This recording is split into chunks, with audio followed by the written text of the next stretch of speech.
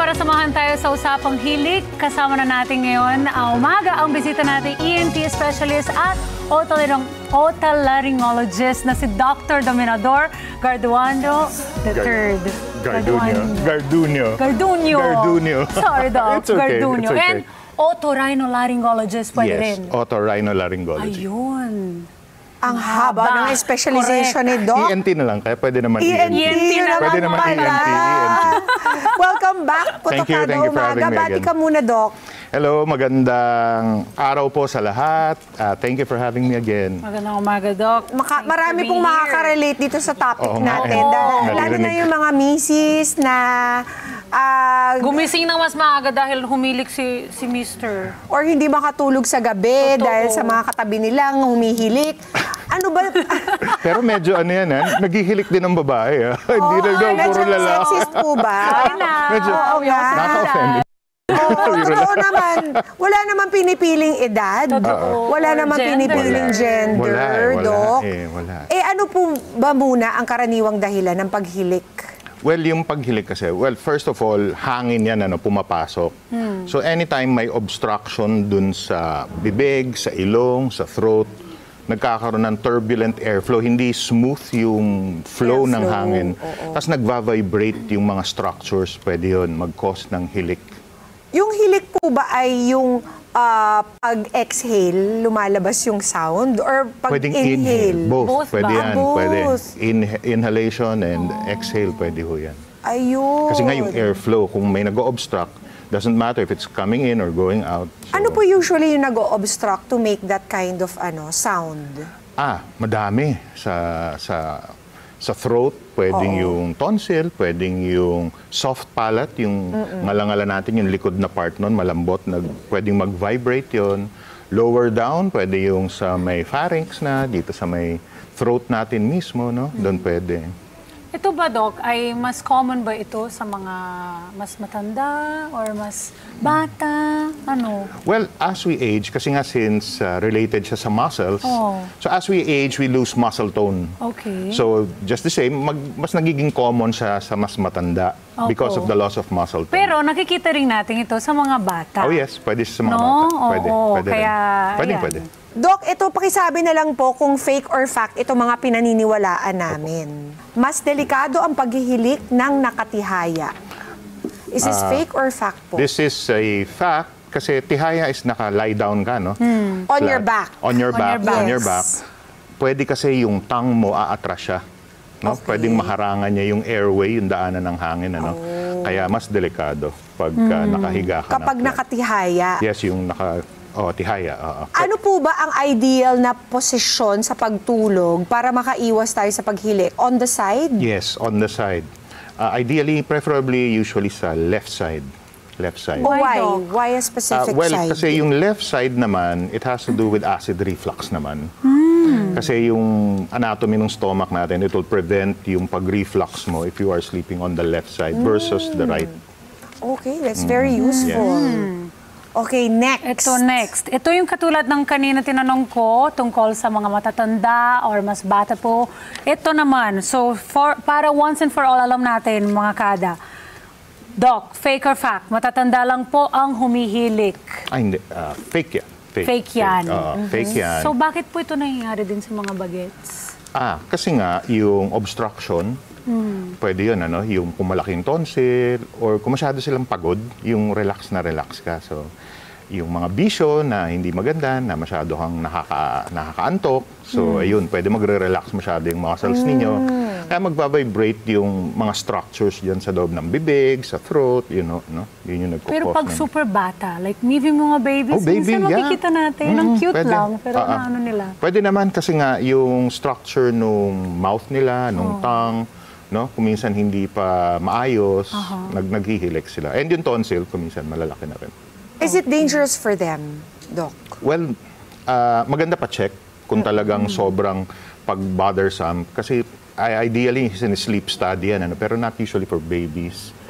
Pwede i-observe, kasi ang baby maganda ma-observe mo kahit kailan dahil tulog ng tulog yan, di ba? Correct. Kahit sa clinic pwede mong ma-observe, Pero usually have to observe for hours. At saka that's their ideal sleeping position, di ba? On their backs. Yeah, for So, babies. kung humihilik man sila, they really need to be checked up. Usually sa baby, it's from the nose. Pwede rin himilik from the nose, no? Dahil yung obstruction sa nose. Kailan natin malalaman, Doc, na kailangan na natin pa-check ang isang taong humihilik? If they do it every night, Okay. and there's no apparent reason kung bakit, ganun ba yun? Well, yung pagpapacheck up, dapat kung talaga medyo concerning na, yung lakas, lalo na kung hindi na super lakas? Oo, kasi hindi na rin makatulog yung katabi niya, no, kung may nababother siya, no? Oo. And also, if the patient has other problems like heart problems or hypertension, diabetes, no? Lahat yan can be made worse or even some of it can be caused. Pwedeng ang nagkukos is yung sleep apnea kung may sleep apnea. Okay, let's get to Yes, yes. apnea So, kanina later, hilik Doc. pa lang. Oo. Ito po muna, fake or fact, ang paghilik ay senyales ng bad health. Fake. Fake Fake yan. siya? Not necessarily, kasi nga like I said, kung pagod na pagod ka naman, no, pwede. It's understandable. Yes, it's understandable or kung may nainom Kung meron kang ka, bisyo. o kung may nainom kang gamot na nakakaantok talaga or yung muscle relaxant or bisyo na nakaka-relax ng muscles, yun, pwede yun. Doc, yung mga overweight daw po na tao ay more susceptible to snoring. Oh yes, pwede talaga. Pag overweight, you can snore more, no? Mas malaking chance na magsusnore. And kung nagsusnore ka and overweight ka, try to lose some weight. No, it will help. It will help also. Ano pong kinalaman ng weight nila dun sa pagsusnore? Yung fat content around the neck, nako-compress. Pwede niyang kasi yung fat around the neck, Kasi yan yung dinadaanan ng air, no? So, mas tumataba, kumikitid yung mga daanan ng hangin. Okay. So, ibig while they sabihin- lose weight, ninipis din, lalaki yung Ninipis din airways. dapat. Although, meron talagang lahi, anatomy, yung maliit yung leg, tas ang laki ng leg. So, yun talaga, medyo mas prone din sila. Yung people with shorter necks and wider necks, mga organon. And yung mga iba rin, yung parang halos walang panga or baba, yung naka-atras masyado. No? Yun. So the bite also has something to do with it, the right, bite also Doc? has something to do with it, Pwede rin siya Anong maka-affect. klaseng bite po yung susceptible sa Yung paghihilik? naka-atras yung micrognathia yung tawag doon. Parang overbite? Naka-atras yung jaw paatras. O parang overbite nga. Correct. Overbite, Tama. pero- Parang overbite. Oo. So, Parang naka-atras in yung that ganun. particular case, Doc, they need to see an orthodontist to Pwedeng fix their orthodontist bite? or also maxillofacial surgeon kung kailangan opera. Pero ano muna, usually magsi-sleep study muna. Tingnan kung yun talaga. Baka makorek kasi medyo mahirap gawin yung kesa kunyari CPAP na lang. Baka mas madali. Or surgery sa oral cavity instead of the jaw. Yung jaw kasi babaguhin mo pati yung bone. Wow, Grabe. that sounds In-extend like a yun. major Yeah, thing. in-extend yun. In-extend yung bone dito para lumabas. Wow. Wow. And hindi lang cosmetic. Yung iba kasing cosmetic walang baba. Lalagyan lang ng implant dito para lang gumanon. Ito you have to really extend the jaw. But yung mga nagpapa-extend po ng baba, hindi naman po Hindi kasi makaka-apekto cosmetic yun. lang yun. Oo. So gaganda sila, pero it will not It will not- improve. It oo. will not improve yung kanilang Kung i-extendan lang dito, fillers or something. Pero without really extending the jaw, Yes. without really... And the space that it's the needed. space, yes, Correct. exactly. The space, no? May pagkain or gawain bang na nagre-resulta sa paghilik ng isang tao? Ayun, sa pagkain yung mga kinakain natin kuminsan, like yung mga bisyo na masyadong magre-relax yung muscles mo, ayun, pwede yun. Maraming contributing factors Yes, din po pwedeng yun. contributing factors. Yung ibang diet talaga na nakaka-relax ng muscles, yung mataas sa magnesium, although maganda yun kasi nakaka-relax tayo. Pero too much also pwedeng mag-result sa hilik. Pero hindi naman ibig sabihin masama na yun. Like chocolates, may magnesium yan, correct. Ang onions, Banana, nakaka-relax din siya, no? So, ayun. So, not necessarily bad naman, pero mas relaxing yung sleep mo. Okay. Natanungin natin yung apnea na minention ni Doc, yung kanina. Yes. Yung ano ba yung obstructive sleep or apnea? At ano ang pagkakaiba nito sa central sleep apnea? Okay. So magkaiba tala. Yes, magkaiba yun eh. No? Obstructive, yung na-mention ko kanina, yung dinadaanan ng nung air, nakaharangan. So nagkakaroon ng turbulent airflow. So may nag-obstruct, kaya obstructive sleep apnea. So yung mga dinadaanan, pwedeng pag may allergies ka, barado yung ilong, pwede yun. Yes. No? Pwede yun. Or pag malaking tonsil, pwede yun, naharangan, ano? Or pagka-relax na relax yung neck muscles mo, nagsasara-sara yung gano'n, magva-vibrate din siya, ayun, isa pa yun, pwede rin yun mag-cause. Ngayon, yung central naman, central meaning sa brain natin, ano? When we say central sa medicine, it means the brain. So yung brain kasi natin, nagko-control ng paghinga natin. So the way we breathe. Sometimes hindi siya nagbibigay ng signal, no? Na maghinga ka na, nagsa-stop siya mismo magbigay ng signal. So yun yung difference ng obstructive sleep apnea versus central. Pero sometimes it's a combination ng dalawang yun. Pwedeng combination siya. Kailan po natin malalaman, kailan po nakakabahala ng isang paghihilik ng isang tao?